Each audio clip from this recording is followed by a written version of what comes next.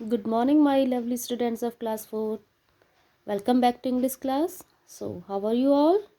I hope you all will be fine and doing better and good at your homes, right? So, now come to the study part. In today's class, we will start a new lesson. Okay, now open your book, all of you, and come to page number 99. And our new lesson is Grandpa fights an ostrich. Lesson number 7. Grandpa fights an ostrich. You know, grandpa meaning दादाजी, fights मतलब लड़ाई, ostrich means ostrich is a bird, है ना, ये bird होती है, शुतुरमुर्ग कहते हैं जिसको. ठीक है, तो grandpa की लड़ाई होती है ostrich के साथ. तो ये एक स्टोरी है, एक इंसिडेंट है. So we will read about it. Okay, now first come to the starter.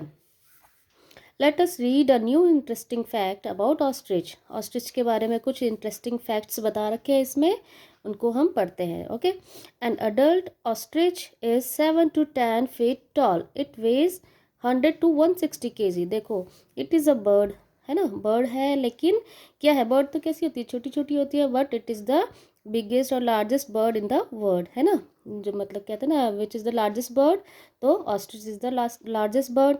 ठीक है, और इसकी देखो हाइट कितनी होती है, 7 to 10 feet. मीन्स लगा लो आप, you can take an idea that 7 to 10 feet means means like your parents और ग्रैंडपा और अंकल, मतलब उनकी हाइट कितनी होगी, नियर अबाउट 5 to 6, 6 to 7 होगी ना, तो उनसे भी ऊंचा होता है ये जो ऑस्ट्रिच है. It is a bird but it is very tall. Okay, it weighs, और इसका वेट भी देखो कितना ज़्यादा होता है, 100 to 160 kg, right. Now ostrich are large flightless bird but it can not fly. ठीक है, ये बहुत बड़ा बर्ड है, लेकिन it can not fly, it is flightless bird. They live in the dry hot savannas and woodlands in Africa. ये कहाँ पाए जाते हैं, ये अफ्रीका में. And where they live in the dry hot savannas and woodlands in Africa, right? They can run at the speed of 70 km/h. और ये कितने स्पीड से रन दौड़ सकते हैं, 70 km/h, मतलब 1 घंटे में 70 किलोमीटर के लगभग ये डिस्टेंस कवर कर सकते हैं. Ostriches fights with their legs. और ये कैसे लड़ाई करते हैं, अब इनके हैंड्स तो है नहीं, है ना, राइट, तो इनके लेग्स है, लेग से ये फाइट करते हैं. दे kick forward because that's the direction in which there legs band. ये मतलब इनके पैर जो लेग्स है वो आगे को ही बैंड हो सकते हैं, बैक की साइड नहीं हो सकते. तो ये कोई भी चीज़ को अगर किक करना हो तो सामने को किक, सामने साइड किक करते हैं. Each two-toed foot has a long sharp claws. You can see here two-toed foot. ठीक है, इनके क्या है, सिर्फ 2 टोज है, 2 अंगूठे हैं इनके, right. You can see here, right. Has a long sharp clause. और उनमें क्या होते हैं, मतलब पंजे हैं, उनमें नाखून भी हैं, right. A solid kick can kill a lion. मतलब इनकी जो किक होती है वो इतनी सॉलिड होती है कि वो एक लायन को भी मार सकती है. Yes, it is very interesting fact about this bird. Now try to complete a few fact yourself. Now this is your homework, you will do yourself. You have to find the answers. Ostriches are the world's, ये तो आपको पता ही है क्या आएगा इसमें. Ostriches have dash stomach. How many stomach that they have, you have to find it. And ostrich X is the dash, ये भी आपको find करना है. Okay, now come to the chapter reading, and you will also read it at home, right. Reading करना आना चाहिए सबको properly. Now, before my grandpa joined the Indian Railway, he worked for a few years for the East African Railways. It was during this time that he had this famous encounter with an ostrich. Here is his story in his own words. ठीक है, before my grandpa मतलब मेरे grandpa ने जब Indian railway join किया था, उससे पहले वो कुछ ईयर्स के लिए उन्होंने कहाँ पे काम किया था, he worked in East African railways में, right. It was during this time, मतलब उसी टाइम पे क्या हुआ था, उनका एक बहुत फेमस इनकाउंटर हुआ था. इनकाउंटर मतलब आमना सामना कहते हैं जिसको, किसी के साथ आमना सामना अचानक से हो जाना, विद एन ऑस्ट्रिच. और किसके साथ हुआ था, वो भी ऑस्ट्रिच के साथ. Here is his story in his own words. तो ये स्टोरी जो है उन्होंने दादाजी ने अपनी ओन वर्ड्स में बताई है. ठीक है, so here it is used I, है ना, आई यूज़ हुआ है क्योंकि वो अपनी स्टोरी खुद बता रहे हैं दादाजी. I was engaged in the line of a new railway line. मैं क्या था, इंगेज था मतलब काम में बिजी था। मैं क्या कर रहा था, रेलवे लाइन बिछ रही थी, उस काम में बिजी था। रेलवे लाइन आपने देखी होगी, लाइन से होती है तो बिछाई जाती हैं, right. I lived in a small township but my work was some 12 miles away. मैं एक छोटे से टाउनशिप में रहता था, ठीक है, टाउन में रहता था, बट मेरा जो काम होता था जहाँ पे लाइन बिछ रही थी रेलवे की, दैट वॉज 12 माइल्स अवे। ठीक है, mile means unit of measuring distance. ठीक है, I had to travel to and from the work site और horse back, on horse back. तो मैं मेरे को I had to travel to and from, मतलब मुझे वहाँ आना जाना कैसे करता था मैं, हॉर्स पे बैठ के। ठीक है, work site on horse back. Now घोड़े में बैठ के जाते थे दादाजी, right. One day my horse had a small accident so I decided to walk to work. एक दिन मेरे हॉर्स को क्या हो गया, it was a small accident और it was injured, so I decided to walk to work. मतलब मैंने सोचा कि मैं वॉक करके ही अपने काम पर जाऊँ।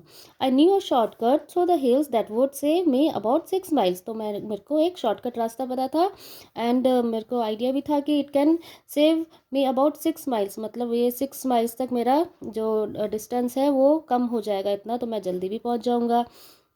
This shortcut went through an ostrich farm और camp as it was called. But ये भी बोला जाता था कि जो शॉर्टकट था वो कहाँ से होके जाता था, वहाँ पे ऑस्ट्रिच का फार्म भी था, मतलब ऑस्ट्रिच रहते थे वहाँ पे। ऑस्ट्रिच मीन्स सुतुरुर कहते हैं इसको, वो रहते थे। And it was the breeding season. Breeding मतलब मेकिंग यंग वंस, मतलब जब उसके बाद ब्रीडिंग के बाद क्या होता है, उनके बच्चे होते हैं, तो वो सीज़न उनका चल रहा था, right. I knew that male birds were very aggressive in breeding season, ready to attack at the slightest provocation, but I also knew that my dog would scare away any bird that might try to attack me. अब देखो, मुझे पता था कि दादाजी बता रहे हैं कि मुझे पता था कि जो मेल बर्ड्स होते हैं, ठीक है, मेल होते हैं, एक फीमेल होते हैं, तो मेल बर्ड्स होते हैं वो ब्रीडिंग सीजन में बहुत ही क्या होते हैं, एग्रेसिव। एग्रेसिव मतलब गुस्से वाले हो जाते हैं। अगर उनको किसी चीज़ में थोड़ा सा भी शक होता है तो वो बहुत एकदम अटैक करने के लिए रेडी रहते हैं। लेकिन मेरे साथ मेरा डॉग भी था और मैं जानता था कि जो मेरा डॉग है वो किसी भी बर्ड को, किसी भी चीज़ को, अगर कोई चीज़ मेरे पे अटैक करे तो उसको डराने के लिए मेरा डॉग ही काफ़ी है मेरे साथ, राइट। तो it may seem strange, the fact is that even a big ostrich about 9 feet tall will run faster than a race horse at the sight of a small dog. So I felt quite safe in the company of my dog.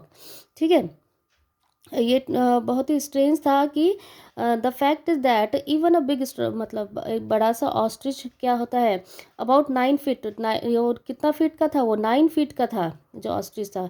Will run faster than a race horse, मतलब मैंने सोचा नहीं था कि मतलब जो इतना बड़ा ऑस्ट्रिच है वो रेस हॉर्स से भी ज़्यादा तेज़ दौड़ सकता है एक छोटे से डॉग को देख कर। मतलब जैसे ही ऑस्ट्रिच ने क्या किया, छोटे से डॉग को देखा उसके, तो वो हॉर्स से भी ज़्यादा तेज़ दौड़ने लगा था। So I felt quite safe in the company of my dog.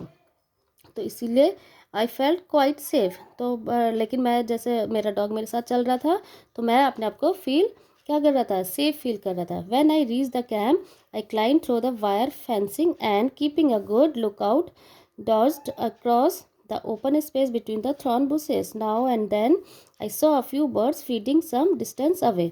तो मैं जब कैंप में पहुंचा, मतलब जो ऑस्ट्रिच का कैंप था वहाँ तक पहुंचा, तो मैं जो वायर फेंसिंग थी उससे चढ़ के ऊपर गया, ठीक है। और क्या देखा मैंने कि वहाँ पे मतलब कुछ बर्ड्स थी, वो क्या कर रही थी, फीडिंग कर रही थी, अपना खाना वाना जो भी होता है वो कर रही थी वो, ठीक है। I had gone about half a mile from the fencing when my dog spotted a here. और मैं मतलब अबाउट हाफ अ माइल गया ही था मैंने, फेंसिंग मतलब जो बाड़ होती है, तार बाड़ कहते हैं जिसको, उसको क्रॉस करके गया ही था, तो मेरे डॉग ने एक हेयर मतलब एक छोटे से खरगोश को उसने देखा। Now chasing hairs was the dogs passion. और क्या होता है, जो रैबिट्स होते हैं उनको चेज करना डॉग्स का क्या होता है, पैशन। पैशन का मतलब favourite things done with great love, मतलब उनको बहुत पसंद होता है वो उनको चेज करना, उनका पीछा करना। आई ट्राइड कॉलिंग मैं but I knew it was hopeless. मैंने उसको कोशिश करी बुलाने की, वापस आने की, लेकिन वो सब होपलेस था, मतलब वो उसके पीछे भागते ही रहे, as you can see here in the picture, right. I do not know whether it was the dog's barks or my own shouting, but what I was avoiding immediately happened. अब मुझे नहीं पता था कि जो साउंड आ रहा है कुछ वो डॉग का मतलब भौंकने की आवाज़ थी कि मैं जो चिल्ला रहा था उसकी आवाज़ थी, but I was avoiding immediately happen, मतलब कुछ ऐसा कुछ अचानक से हुआ। The ostrich was scared and began darting to and fro.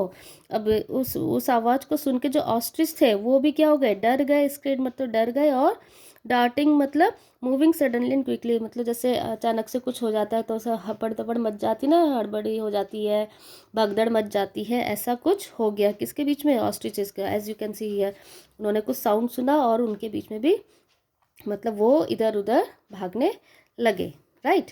I hope इतना आपको समझ में आया होगा, राइट। एक बार आप खुद से रीडिंग करेंगे पूरा चैप्टर, राइट। अब इसका हाफ हम tomorrow we will start, okay. So bye bye, take care, have a nice day.